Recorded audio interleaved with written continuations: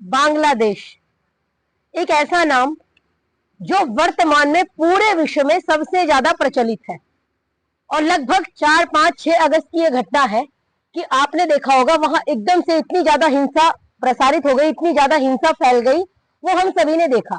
शेख हसीना को वहां से आना पड़ा। आप सोचो, एक देश की प्रधानमंत्री को इतना ज्यादा मजबूर कर दिया गया। जो नारी सम्मान की बात करते हैं, जो नारी के आदर की बात करते हैं, मैं कहती हूं जब उन लोगों ने, उन राक्षसों ने, उन दुष्टों ने उसके अंतर वस्त्र उछाले जा रहे थे, शेख हसीना की साड़ियों के साथ भद्दा मजाक किया जा रहा था, उस समय नारी सम्मान वाले कहां गए? मानव अधिकार, हम मानव अधिकार, मानवों का अधिकार यही तो है। एक सामान्य व्यक्ति को जीवन जीने नहीं दिया जा रहा, कहां मानव अधिकार भाई? क्यों हमको बोलना नहीं चाहिए, ये बताइए। और बांग्लादेश में जिस दिन से ये हिंसा हुई, उसी दिन से अनेकों वीडियो सोशल मीडिया पे आपने, हमने, हम सभी ने देखे होंगे कि हिंदुओं के साथ निरंतर अत्याचार हो रहा है और उसी दिन से हो रहा है। और ये बात तो वहां के वर्तमान में जो सरकार में है मोहम्मद यूनुस, उन्होंने भी स्वीकार किया कि हिंदुओं के मंदिरों को टारगेट किया गया, हिंदुओं की दुकानों को टारगेट किया गया, हिंदुओं को टारगेट किया गया। अब मैं एक बात जानना चाहती हूँ, क्या हिंदू इस दुनिया के नागरिक नहीं है? क्या हिंदुओं को रहने का अधिकार नहीं है? क्या आप एक बात बताइए, अगर आपको प्रधानमंत्री से समस्या थी, आपको बांग्लादेश के शासन प्रशासन से समस्या थी, आपको बांग्लादेश की सरकार से समस्या थी, तो इसमें हिंदुओं का मंदिर क्यों फूंक दिया भाई? हिंदुओं को क्यों आप लोगों ने इतना सताया? इसका मतलब आपके दिमाग में क्या काम करता है, ये आप हमको क्लियर कीजिए। और जब अमेरिका तक से, केवल इंडिया से नहीं, अमेरिका तक से, अमेरिका के ह्यूस्टन शहर में इतने लोग एकत्रित हो गए कि आपने हिंदुओं को क्यों पीड़ित किया, हिंदुओं को क्यों परेशान कर रहे हो, हिंदुओं को क्यों आप दुखी कर रहे हो? जब पूरी दुनिया ने एक स्वर में बुलंद आवाज उठाना शुरू किया कि वहां हिंदू परेशान हो रहा है, तो आज 4, 5 अगस्त कब था? और आज आप देखिए 13 अगस्त है। इतने दिन बाद वहां की सरकार को याद आता है, अरे हिंदुओं के साथ तो अत्याचार हो गया, हिंदुओं के साथ तो गलत हो गया, और आ गए फिर सौहार्द की बीन बजाने। और क्या कह रहे हैं?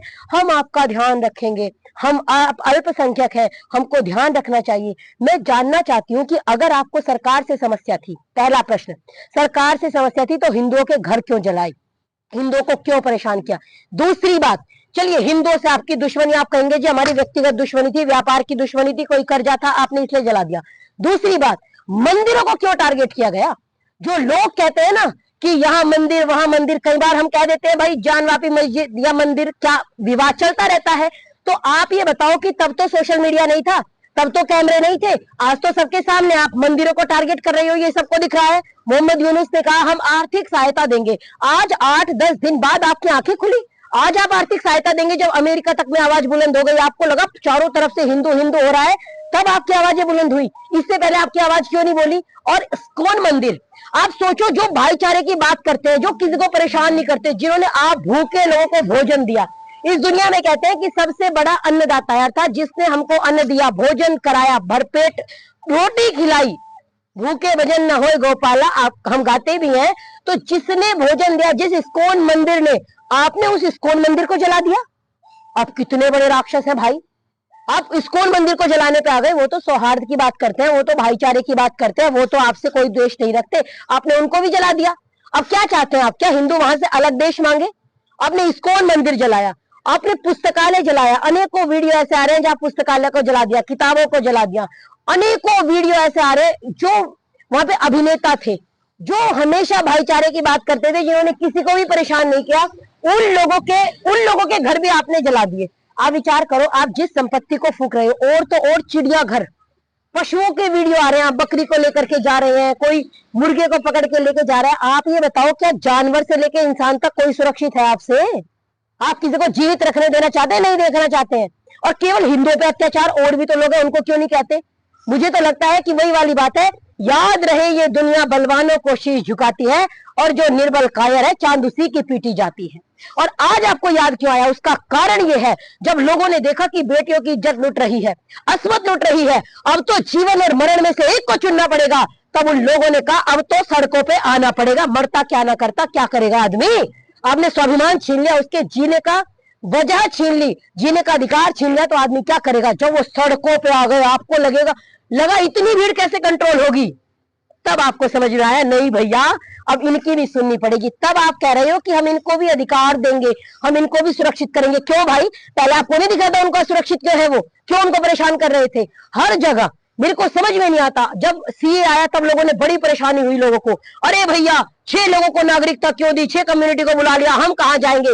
इसलिए नागरिकता दी थी, इसीलिए इस बिल को लाना पड़ा था, क्योंकि आज जो पीड़ित है वो इस देश में आ तो जाते, वो अपने देश में आके रह तो लेते, आप तो जीने ही नहीं देते। हमको सिखाया जाता है वसुधैव कुटुंबकम अयम निजः परो वेति गणना लघु चेतसम उदार चरिता नाम तू वसुधैव कुटुंबकम। ये तेरा है, ये मेरा है, हमारे सनातन धर्म की शिक्षा है। ये तेरा है, ये मेरा है, ये तो और लोग छोटे मस्तिष्क वालों की बातें है। हमारे लिए तो पूरी पृथ्वी ही कुटुंब है, हम पूरी पृथ्वी को कुटुंब मानते हैं। आप हमको जीने नहीं दे रहे, हमारे जीने का अधिकार छीन रहे हैं। लोगों ने कहा अरे कैसे आ गए वो लोग, सड़कों पे कैसे आ गए, इतने हिंदू एकत्रित होकर आ गए। मैं कहती हूं कि जब प्रश्न चिन्ह लगता है आपके अस्तित्व पे तो अहिंसक बोध भी हथियार उठा लेते हैं। तो हिंदू कम्युनिटी जिसको आप इतना अत्याचार कर रहे थे, तो वही कहते हैं ना, किसी को इतना मत दबाओ कि वो डरना ही छोड़ दे। तो आपने उनको इतना दबाया कि उन्होंने डरना छोड़ दिया। और वो भी तो कृष्ण जी के वंशज हैं, वो भी तो योगीराज श्री कृष्ण चंद्र जी महाराज को मानते हैं। और उन्हीं का संदेश है कि क्लैब्य मास मगमा पार्था नहीं तत्व पद्यते क्षुद्रम हृदयोर बल्यम त्यक्तोतिष्ठा परंतपा। ये हृदय की दुर्बलता को त्याग करके खड़े हो जाओ। तो जिसने श्रीमद् भगवत गीता का संदेश पढ़ा हो वो केवल आपको 1 बार 2 बार तो माफ कर सकता है, लेकिन आप उस पर अत्याचार करेंगे, उसको पीड़ा देंगे तो निश्चित रूप से वो जगेगा। और मैं फिर कहना चाहूंगी, आप लोगों ने, बांग्लादेश के हिंदुओं ने बहुत अच्छा, अपने अस्तित्व के लिए लड़ना पड़ेगा, क्योंकि इजराइल आज अपने अस्तित्व के लिए लड़ रहा है, इसलिए जीवित है। अगर लड़ना छोड़ देंगे तो जीने नहीं देंगे। अपने अस्तित्व की लड़ाई अगर लड़नी है तो इजराइल बन के लड़ी जा सकती है। आप ही दुर्गा हैं, आप ही भवानी है, आप अपनी माताओं की शक्ति की प्रतीक की पूजा करते हैं, तो आपके अंदर तो स्वयं शक्ति है। जिनके वंशज जो श्री कृष्ण जी को आदर्श मानते हो, जो योगीराज श्री कृष्ण चंद्र जी महाराज, मर्यादा पुरुषोत्तम श्री रामचंद्र जी महाराज को आदर्श मानते हो, उनका लहू इतना कमजोर तो नहीं हो सकता। याद रखिए, आंधियां चलने लगी है, ज्वार को पैदा करो। आंधियां चलने लगी है, ज्वार को पैदा करो। और कंठ में कंदन नहीं, हुंकार को पैदा करो। फिर से सजने लगी है कुरुक्षेत्री समय की भूमिका, फिर से सजने लगी है कुरुक्षेत्री समय की भूमिका। पार्थ तुम गांडीव में टंकार फिर पैदा करो, पार्थ तुम गांडीव में टंकार फिर पैदा करो। और जो मानवाधिकार वाले हैं, जो मानव के अधिकार की बात करते हैं, जो कहते हैं कि मनुष्य मात्र को जीने का अधिकार है, उनको केवल मेरा यही संदेश है कि गमों की आंख से आंसू निकाल के देखो। इतनी पीड़ा में अगर नहीं बोले तो बोलेंगे कब? गमों की आंख से आंसू निकाल के देखो और बनेंगे रंग किसी पे डाल के देखो। आपके दिल की चुभन कम होगी जरूर, किसी के पैर का कांटा निकाल के देखो, किसी के पैर का कांटा निकाल के देखो। हम पढ़ते हैं कि अहिंसा परमो धर्म, अहिंसा परमो धर्म, अहिंसा परमो धर्म। हम बाल्यकाल से लेके और आजीवन यही पढ़ते रहते हैं, अहिंसा परमो धर्म, अहिंसा परमो धर्म। लेकिन उसकी अगली पंक्ति है धर्म हिंसा तथैव च। इस पंक्ति को जब हमको समझ में आएगा, इस पंक्ति का यही अर्थ है, सारस्वत मोहन मनीष जी की कविता है, सदा अहिंसा सर्वोत्तम मन की कस्तूरी है, सदा अहिंसा सर्वोत्तम मन की कस्तूरी है। पर दुष्ट नहीं माने तो हिंसा बहुत जरूरी है, पर दुष्ट नहीं माने तो हिंसा बहुत जरूरी है।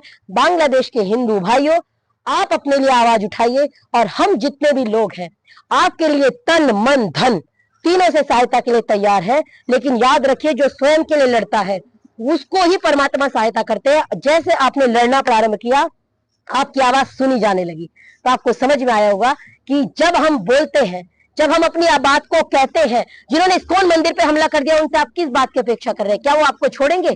आपने अच्छा किया कि आप दुर्बलता को त्याग के मैदान में आए। और जो लोग आपकी बात करना नहीं चाह रहे थे, जो लोग आपकी बातें सुनना नहीं चाह रहे थे, उन्होंने भी कहा अरे भैया हम लोग इनको मुआवजा देंगे, हम लोग इनकी सहायता करेंगे, मंदिरों का निर्माण कराएंगे। तो इसलिए आपने जो आवाज उठाई वो बहुत ही उचित है और आपने सच में बताया कि राम जी कृष्ण जी के वंशज होने का मतलब क्या होता है। आपने उसको जी करके दिखाया। आप सभी का, और जो भी हिंदुस्तान के लोग, जो अमेरिका के लोग, जो यूरोप से, दुनिया भर में जो आप सभी रहने वाले, जगह जगह रहने वाले भाइयों बहनों ने आवाज को बुलंद की, तो मेरे को समझ में आया कि कलयुग में संघ ही एक शक्ति है। तो अगर हम संगठित रहेंगे तो निश्चित रूप से हम, हमारी बात कही भी जाती है और सुनी भी जाती है। अगर संगठित नहीं रहते तो लोग नहीं सुनते। आपने संगठन में शक्ति है ऐसा दिखाया। तो ये बात, ये भाईचारा आपका हमेशा बना रहे, इस भाईचारा की अपेक्षा के साथ। जय श्री राम, जय श्री कृष्ण।